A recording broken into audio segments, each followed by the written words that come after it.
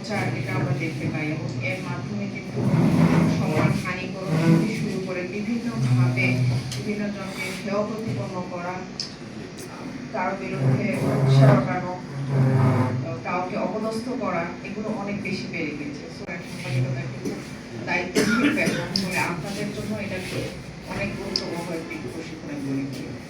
আর এর পাশাপাশি এআই তো সারা পৃথিবীকে এখন গ্রাস করে নিচ্ছে। কোনদিনে আমরা আসলে অপ্রয়োজনীয় হয়ে যাবো, এটাই আমার ভয় লাগে।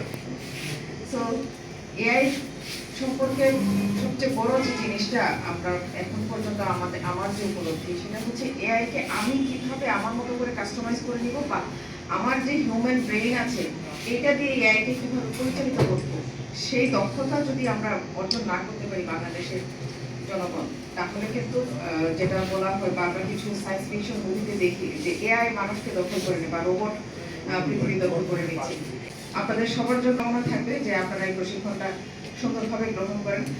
সেই সাথে আমরা প্রেস ইনস্টিটিউট অফ বাংলাদেশকেও ধন্যবাদ জানাবো যে আপনারা সাতক্ষীরায় এসে এই প্রশিক্ষণটা দিচ্ছেন। সাতক্ষীরা সাংবাদিকবৃন্দ নিশ্চয়ই উপকৃত হবেন, সেজন্য আপনাদের প্রতি আমাদের কৃতজ্ঞতা। সেই সাথে প্রশিক্ষণের শুভ উদ্বোধন ঘোষণা করছি।